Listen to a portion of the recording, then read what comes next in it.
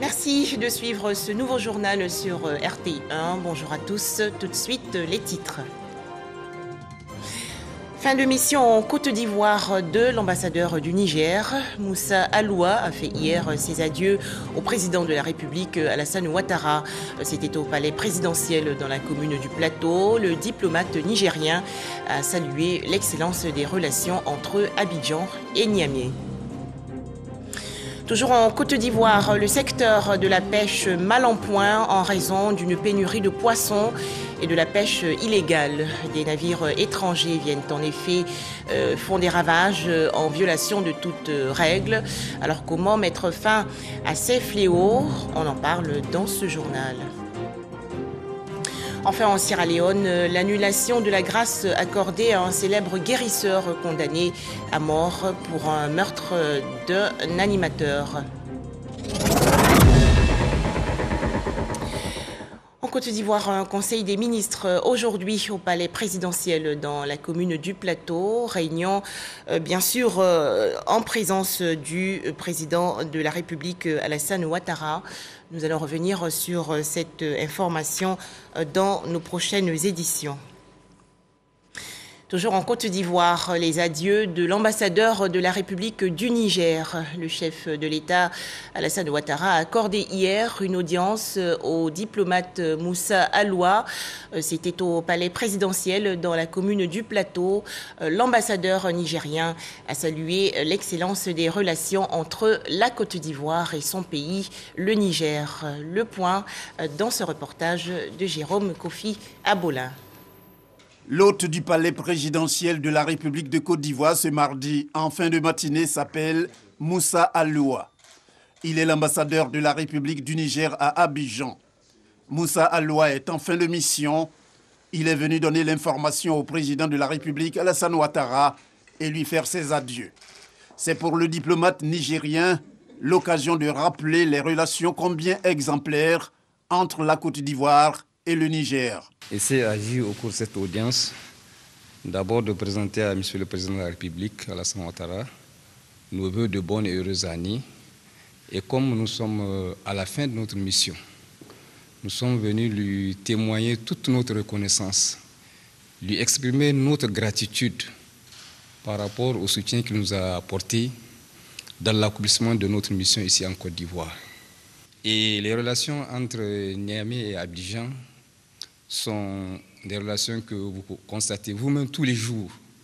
Nos chefs d'État sont en constante relation entre eux et les relations sont vraiment excellentes. Et nous ne pouvons que nous en féliciter. Le temps de sa mission sur le sol ivoirien, Moussa Aloua dit en être heureux au regard de l'accueil chaleureux des autorités ivoiriennes, avec à leur tête le président Alassane Ouattara. Le diplomate nigérien quitte la Côte d'Ivoire après y avoir passé 10 bonnes années. Dans l'actualité nationale aussi, ce séminaire de formation organisé par 3 institutions, dont l'Union européenne, la fondation allemande Konrad Adenauer Stiftung et l'organisation non gouvernementale pour la protection des droits de l'homme, l'APDH. Les travaux ont porté sur la gestion des finances publiques. Les explications dans ce reportage de Espérance Diakale et Franck Quadio. 30 participants venus des organisations de la société civile et les agents des services publics prennent part à un séminaire de formation sur le contrôle de la gestion des finances publiques. Ce projet consiste à accompagner l'État dans sa politique d'action en faveur de la bonne gouvernance. Le projet Finances publiques, notre affaire à tous, c'est de pouvoir amener les populations à s'intéresser aux questions financières, aux questions budgétaires. Parce que généralement, non seulement ils ne s'y intéressent pas, mais ils n'ont pas vraiment d'informations là-dessus. Très souvent, on se base sur des rumeurs disant qu'il y a de tels détournements et autres. Mais il est bien que la société civile puisse rechercher l'information vraie afin de pouvoir mener un contrôle citoyen de l'action publique.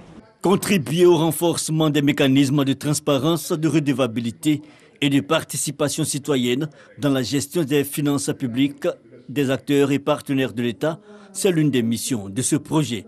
La Fondation a lancé ce projet Finances publiques, notre affaire à tous, avec une somme d'environ 1 million d'euros pour accroître les capacités des acteurs de la société ivoirienne, mais aussi pour créer plus de communication entre les différents acteurs étatiques et de la société civile. Le projet Finances publiques, notre affaire à tous, qui a débuté au mois d'octobre 2021, compte s'achever en avril 2022 et va s'étendre dans 13 autres villes du pays après Abidjan. En Côte d'Ivoire, le secteur de la pêche ne se porte malheureusement pas bien. La pêche ivoirienne fait face à une sérieuse pénurie de poissons et à un fléau bien plus grave, la pêche illégale.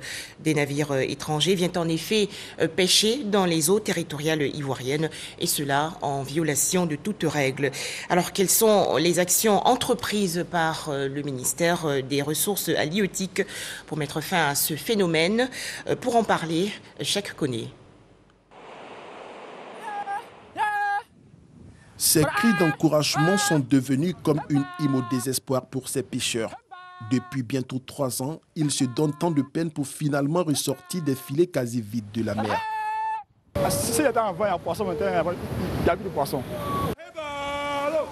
Nous sommes à Maricha, une communauté d'environ 1000 habitants à quelques encablures du village d'Azuriti à Grand Bassam. Au lendemain de cette énième pêche infructueuse, le ton monte sur les épouses de pêcheurs. Ce matin encore, Marie ne décolère pas. Hier samedi, ils sont partis là, ils n'ont rien gagné. C'est ça seulement. C'est ça là seulement, ils ont gagné. La moisson de la veille est maigre, 6 poissons, dont un capitaine et 5 maquereaux. Le constat est frappant. Les grilles à fumer qui faisaient le plein de poissons il y a quelques années sont vides et entassées par dizaines. On a découragé, on ne sait pas comment faire. Okay. Il y a beaucoup d'enfants. Pendant ce temps, sur le marché principal de Grand Bassam, la ville balnéaire, le poisson frais est absent des étals. Les rares commerçantes qui en vendent encore se contentent des alevins. Venez voir, 100 francs. Il n'y a pas gros poisson, on fait comment? Ça fait 5 ans comme ça, il n'y a même pas de poisson. Donc, ce poisson petit là, seulement, on gagne. Nombreuses sont les commerçantes de ce marché qui ont abandonné l'activité en raison de la pénurie. Celles qui résistent ont recours à une pratique peu recommandable appelée le poisson américain. Cette pratique consiste à recouvrir sciemment les poissons congelés avec du sable de mer pour donner l'illusion de poissons tout droit sortis de l'océan. On ne gagne pas poisson. Donc, en pays américain, on met sable dessus un peu, on voit, on gagne manger un peu, on mange. Ainsi, les clients moins vigilants n'y voient que du feu.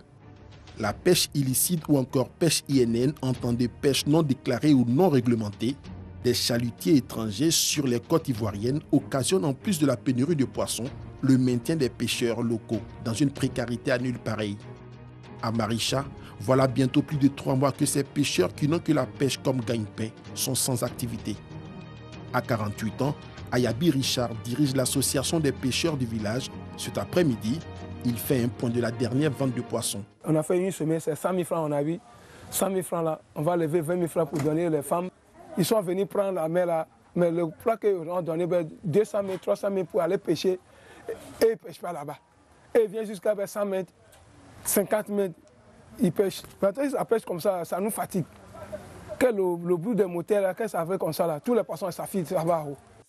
Outre la rareté des produits halieutiques due à plusieurs autres facteurs, Richard dénonce la destruction de leurs équipements de pêche par les chalutiers étrangers et plus précisément asiatiques qui descendent illégalement à 50 mètres sur les côtes de la ville de Grand Bassam. Selon l'ONG internationale Greenpeace, plus de 70% des bateaux de pêche présents en Afrique se trouvent au large des côtes ouest africaines. 40% des poissons y sont pêchés illégalement. Une perte énorme pour les pays côtiers comme la Côte d'Ivoire où l'activité touristique occupe une place de choix. Nguessan Damouin est restaurateur depuis 17 ans à Grand Bassam. En maintes reprises, il a interpellé les autorités locales. Les riverains n'ont rien à manger. Ils viennent, ils puisent, ils s'en vont. Ils donnent quoi à qui? Aujourd'hui, comme Damouin, plusieurs hôteliers subissent le coup. La ville de Grand Bassam n'est pas un cas isolé en la matière. À chaque ville, à 60 km d'Abidjan dans le village d'Akrou, même son des cloches. Le secteur de la pêche est sinistré. La seule poissonnerie du village reste hermétiquement fermée. Je dis aux autorités de venir en aide aux jeunes aux populations concernant l'activité de la pêche. En 2019, un bateau non identifié a échoué au large du village. Albert fut le premier témoin sur les lieux. J'ai vu un bateau qui était au large où les occupants criaient au secours. Si ces habitants jadis friands de poissons frais sont contraints de consommer des poissons congelés importés, c'est la faute, disent-ils, aux nombreux bateaux étrangers qui raclent tous les poissons dans leurs eaux. Pourquoi ces chalutiers asiatiques s'intéressent-ils aux côtes ouest africaines, précisément celles de la Côte d'Ivoire, comme le stipule le rapport de l'analyse mondiale sur la tendance dans le secteur du poisson 2017? Les navires asiatiques prennent d'assaut les pays côtiers de l'Afrique de l'Ouest, généralement dépourvus de moyens de surveillance de leurs eaux territoriales. À Grand-Bérébi, ville balnéaire située à 400 km d'Abidjan, les agents de la police maritime, brigade chargée de la surveillance des côtes, se battent avec les moyens du bord. Mais leur seule volonté ne suffit pas. Bon, vous allez partir tout à l'heure en mer. Cette nuit, les hommes du lieutenant Guivet font leur première sortie en mer avec l'unique navette de la région qu'ils ont nouvellement acquis 15 jours avant notre passage, et ce, après une dizaine d'années d'attente. Les gens pêchent et très souvent, on ne sait pas pourquoi ils viennent ici. Et la plupart même n'ont pas de papier. Attention. Mais ce soir, pour des raisons d'insuffisance de carburant, l'équipage n'ira pas au-delà de 20 mètres de la berge, bien qu'elle soit consciente de l'ampleur du phénomène. Les conséquences de la pêche illégale, en plus d'être économiques et écologiques, elles sont sociales. Selon Greenpeace, la pratique coûterait chaque année à l'Afrique de l'Ouest plus de 1100 milliards de francs CFA. De retour à Abidjan, nous nous intéressons au processus de délivrance des licences de pêche. Ce fameux sésame est l'objet de toutes les convoitises. Le principal syndicat des marins pêcheurs, Simapessi, fort de 7000 membres, en dénonce la délivrance. Des bateaux de type industriel ont des licences de pêche artisanale. Et bon là, ça relève de d'autres compétences. Dans nos investigations, nous avons pu obtenir une attestation d'assurance pour un navire. Elle date du 29 juillet 2020. Il est inscrit ce qui suit. Nous certifions que le navire Hailong est titulaire d'un contrat d'assurance corps de navire de pêche artisanale pour une période allant du 31 juillet 2020 au 30 juillet 2021 à minuit sous le numéro de police 20 873. Jusque-là, tout a l'air de bien aller, sauf que sur la fiche technique du navire, il s'agit plutôt d'un chalutier, c'est-à-dire un bateau industriel. Comment un chalutier peut-il obtenir une licence de pêche artisanale? Pourtant, la réglementation le proscrit. Tout ça, ça fait partie de la pêche illégale. Les fausses déclarations, le transbordement en mer, c'est illégal et donc ça fait partie des pratiques de pêche INN que nous combattons. À l'instar de la Côte d'Ivoire, plusieurs pays de la région ploient sous le joug des bateaux pirates. Ce sont environ 400 navires étrangers qui réalisent des prises annuelles qui s'élèvent à 260 milliards de francs CFA. La plupart de ces bateaux qui viennent dans nos eaux prélèvent pratiquement le tiers de nos stocks. Le tiers de nos stocks, parce que c'est des bateaux qui sont vraiment bien équipés et c'est généralement des bateaux asiatiques qui viennent commettre ces dégâts-là. Assis sur une pirogue renversée, comme pour dire que l'activité de la pêche joue sa survie, Ayabi Richard scrute l'horizon.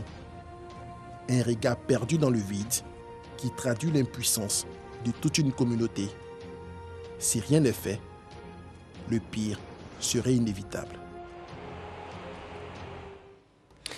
Les paysages lagunaires, un atout pour le tourisme ivoirien. Dans le reportage qui va suivre, découvrons ensemble la beauté et la magie de deux cités balnéaires, notamment Bingerville et Jacquesville. C'est avec Patricia Etia. Paisible station balnéaire située à 60 km à l'ouest d'Abidjan, Jacquesville est une ville au charme discret avec ses différents sites touristiques. L'un des sites qui a retenu notre attention est la presqu'île du Christ de Jacquesville. Le spectacle à lui tout seul efface tous les déboires du parcours. Le mélange des couleurs qui se reflètent sur la lagune, le balai des pêcheurs qui rentrent de leur expédition vous donne l'impression d'être dans un autre monde. Le calme, la beauté de la nature, la lagune, une décoration simple, sobre et relaxante. Son nom n'est pas fortuit. Pour la petite histoire, la presqu'île a été découverte par un pasteur et sa femme lors d'une mission d'évangélisation dans la région. Au départ, c'était des palmiers sauvages, des arbres, des grands arbres, des herbes, et puis beaucoup de bas-fonds. Nous avons fait beaucoup de remblayage. Et petit à petit, nous avons construit ce que vous voyez là. Ça fait 15 ans que nous sommes là. Nous avons aussi des bungalows en matériaux locaux. Après Jacquesville, nous retournons sur Abidjan pour découvrir un autre site touristique dans la commune de Bingerville. Le domaine Bini Lagune est un site d'écotourisme. Il faut affronter une pente abrupte à travers les bois pour se retrouver nez à nez avec une lagune splendide. La vue à l'arrivée nous a fait oublier la souffrance endurée. En effet, le domaine Bini Lagune est situé dans une cuvette au bord de la lagune Adjien. Cette lagune, qui a toutes les caractéristiques d'un lac, a une particularité, sa propreté. Un accueil chaleureux, un endroit paisible et préservé, un site naturel qui accueille des visiteurs chaque week-end. Je suis venue voir mon amie. Elle a voulu me faire découvrir un peu. Je trouve l'endroit juste magnifique. Vraiment, il y a des choses à faire. Je parle en termes d'activité. Puis ça valorise aussi le patrimoine du pays aussi. Je trouve que c'est pas mal. Cet endroit fait partie des domaines créés par un des pionniers de l'écotourisme en Côte d'Ivoire et en Afrique de l'Ouest, qui œuvre au développement touristique de son pays tout en valorisant son patrimoine naturel et culturel. Un tout autre sujet à présent, le tambour parleur du peuple tchaman, bientôt de retour en Côte d'Ivoire, parce que la France, on le sait, s'est engagée récemment à restituer les biens culturels africains pillés pendant la colonisation.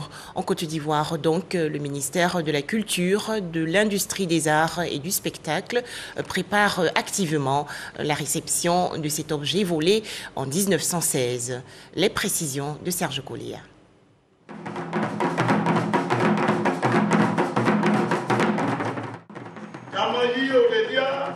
Le peuple Akan a longtemps invoqué les manes des ancêtres pour le retour du Djidji Ayekwe. Le tambour parleur des villages tchamans et principalement Biyan a été confisqué en 1916 par le colonisateur. Il est conservé plus de 100 ans après au musée du Quai Branly en France.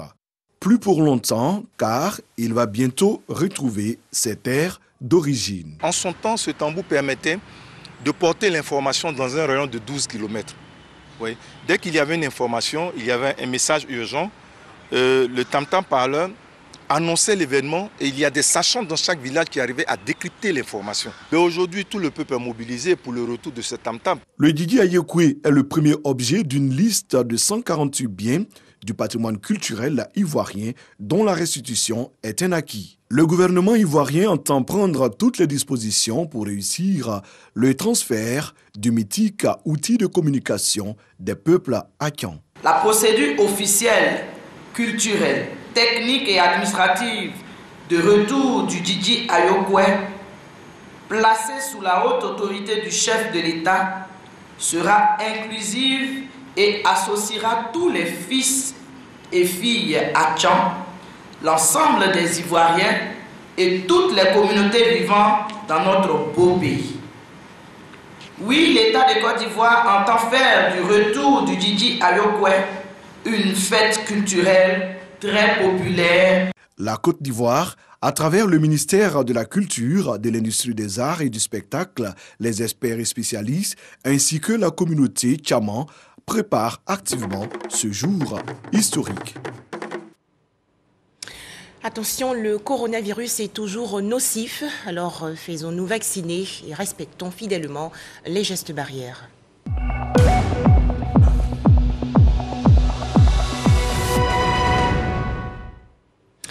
En Côte d'Ivoire, 162 nouveaux cas de coronavirus enregistrés hier par le ministère de la Santé, de l'Hygiène publique et de la couverture maladie universelle. La Côte d'Ivoire dénombre actuellement 79 435 cas confirmés de coronavirus, 75 298 personnes guéries, 763 décès et 3 374 cas actifs. Direction Adaou, dans la région sud-est du pays. Cette localité bénéficie désormais d'un château d'eau et d'une nouvelle route la reliant au village de Agnéré-Kofikro. Ces deux infrastructures ont donc été inaugurées il y a quelques jours par le président du conseil régional du Hunzi, Lataï Kofi Nguessan. Les détails dans ce reportage de Soro Corona de RTI Bouaké. Nguessan Léontine fournit d'énormes efforts pour faire remonter l'eau de cette pompe à motricité humaine. Nous sommes à Adaou, village de la sous-préfecture d'Abidji, région d'Unzi. Léontine et les femmes du village dégagent beaucoup d'énergie chaque jour pour ravitailler les ménages en eau. Avec l'accroissement de la population, les deux pompes constamment en panne ne font plus l'affaire d'Adaou. C'est dur. Quand on va au champ pour travailler, puis on veut pomper l'eau là encore. Là. En tout cas, on souffre. Aujourd'hui, la corvée d'eau est un vieux souvenir à Adaou. Le village est équipé d'une HVA, hydraulique villageoise améliorée de grande capacité. L'infrastructure va servir le tout Adaou et les villages environnants. Il y a que l'eau est source de vie. Donc, quand le ministre Kofi Nguessan Lataï vient donner l'eau à Adaou, l'Adaou ne peut être qu'en joie. Le secrétaire d'État chargé du logement social, Lataï Nguessan Kofi, a mis officiellement le château en marche. Lataï Kofi a également inauguré la voie reliant désormais les localités d'Adaou et de Agnéré-Kofikro long de 10 km. Des infrastructures pour améliorer le quotidien des populations. Et nos parents devraient pouvoir comprendre qu'aujourd'hui, c'est le développement qui doit être notre leitmotiv. C'est pourquoi je voudrais encore une fois exprimer toute ma gratitude à son Excellence le président Alassane Ouattara. C'est un appel aussi que je lance à tous nos frères cadres de la région, à une solidarité, pour que nous soyons toujours à côté de nos parents, pour leur donner un peu de la joie. Pour Lataï Kofi, les ouvrages ont été réalisés parce que la Côte d'Ivoire vit la paix et la cohésion sociale. Quand il y a la paix et la cohésion sociale, les actions de développement suivent. Aujourd'hui, la région d'Unzi est véritablement embarquée dans le train du développement que conduit si bien le président de la République, son Excellence, M. Alassane Ouattara. Et je suis heureux de venir donner de l'eau potable à mes parents d'Adaou. Dans 10 mois, le village sera doté d'une maternité. Les travaux de construction sont lancés par le secrétaire d'État chargé du logement social. Depuis 2011, la région d'Unzi connaît un développement harmonieux avec de nombreuses réalisations. Adduction en eau potable, construction des centres de santé et d'écoles, électrification de la quasi-totalité des villages de la région. Toujours en Côte d'Ivoire, l'axe Séchi à Noumaba-Umbato, bientôt entièrement bitumé. Annonce faite par le député de Hara.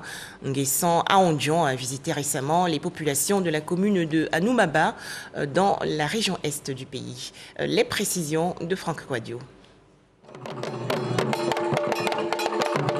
L'année 2022 se présente sous de meilleurs auspices pour les populations de la région du Moronou.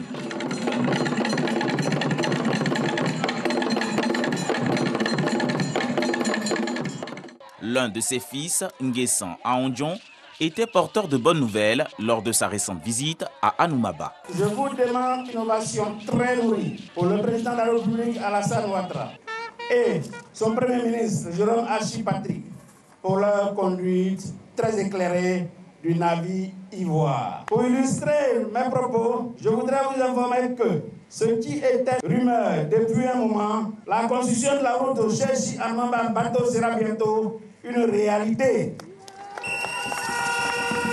Les derniers dossiers sont bouclés et si Dieu le veut, dans la première semaine de ce mois de février, vous verrez les machines sur l'axe pour le début des travaux du bâtiment de ces voies. Nguessan Aondion a offert près de 3 millions de francs CFA aux populations et a promis offrir un tricycle à chacun des 13 villages que compte la commune d'Anoumaba, y compris la construction des centres culturels et un véhicule de commandement à la brigade de gendarmerie. Il a par ailleurs assuré les populations sur la mise en œuvre des projets de développement avec l'inauguration de certaines infrastructures.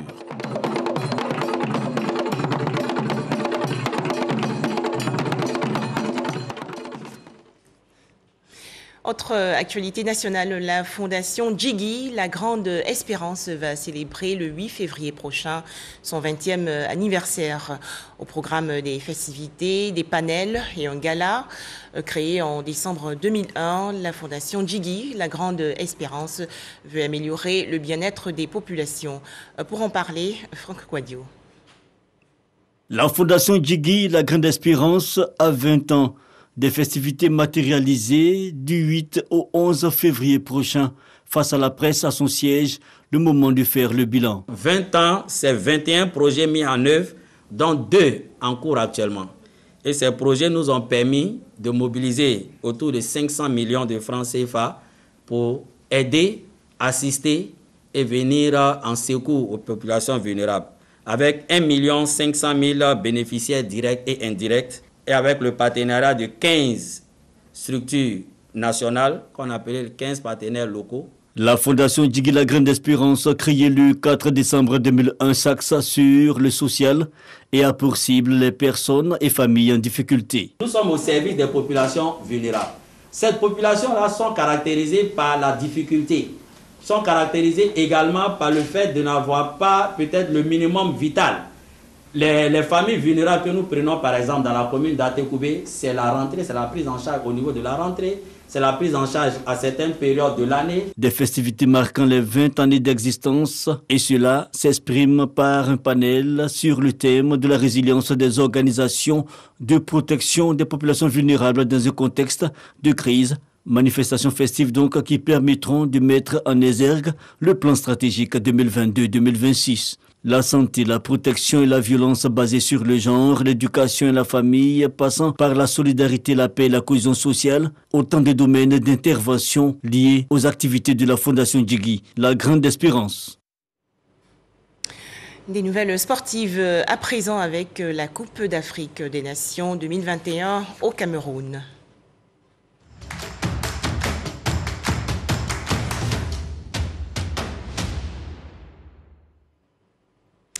Alors, 4 rencontres disputées hier. Tout d'abord, le groupe B, match nul entre le Malawi et le Sénégal, 0 but partout. Et Zimbabwe 2, Guinée-Conakry 1. Les détails, Arsène Kwasi du service sport. Ça passe pour le Sénégal de justesse. Brouillon en première période et après avoir concédé un pénalty lors de la seconde période, mais refusé. Après consultation de la VAR, les Lions du Sénégal doivent se contenter du nul face au Malawi, 0-0, lors de la 3e journée de la phase de poule de la Coupe d'Afrique des Nations. Un nul qui permet aux Lions de terminer en tête du groupe B avec 5 points et d'accéder en 8e de finale. De son côté, le Malawi devra attendre le verdict dans les autres poules pour savoir s'il fait partie des meilleurs 3e. Dans l'autre match, la Guinée s'est fait surprendre par le Zimbabwe 2-1. Malgré un but de Keita, juste après la pause, les Warriors avaient déjà fait le job en première période avec des buts signés Muzona à la 26e minute et Mahachi à la 32e minute. Malgré cette défaite, la Guinée occupe la 2e place avec 4 points. Intéressons-nous à présent aux rencontres dans le groupe C. Match nul entre le Gabon et le Maroc, 2 buts partout. Enfin, Comores 3, Ghana 2. Retrouvons les explications de Arsène Kwasi du service sport. Condamné à la victoire après le nul enregistré contre les Panthères du Gabon, le Ghana quitte la compétition après sa défaite concédée devant les îles Comores. Les Black Stars avaient pourtant bien démarré la rencontre, mais ce sont les Comoriens qui débloquent la situation avec l'ouverture du score signé El Fardou Ben. Un but matinal que les joueurs ghanéens tentent d'égaliser, mais l'excès d'engagement de leur capitaine André Ayew les oblige à terminer à 10 contre 11. Dominateurs, les Comoriens profitent de cette supériorité numérique en seconde période pour faire le break à 2-0. Les Comores croient tenir la victoire, mais se font surprendre avec les buts de Richmond Boaki et Alexander Djikou. Loin d'être démotivés, les Comores se remettent dans le sens de la marche avec le but victorieux d'Ahmed Mogni. 3-2, score final. Les Comores réalisent une grosse sensation dans cette compétition, mais sont éliminés, tout comme le Ghana. Dans l'autre rencontre du groupe C, l'équipe du Gabon valide son billet pour les 8e de finale grâce à son match nul 2-2 face à un Maroc déjà qualifié. Toujours dans le cadre de la Coupe d'Afrique des Nations 2021 au Cameroun, le groupe D à l'affiche ce mercredi 19 janvier 2022.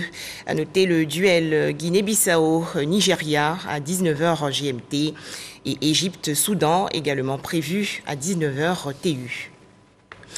En image, l'actualité en Sierra Leone pour terminer. Gracié récemment par le président Julius Maada Bio pour le meurtre d'un animateur, le célèbre magicien Ombeba Moafora, alias LAC, vient de voir sa libération totale révoquée. La présidence sierra-léonaise a en effet fait savoir le 17 janvier dernier qu'elle avait décidé de retirer sa grâce suite à une enquête. Voilà, merci de nous avoir suivis. Très bonne suite des programmes sur RTI 1.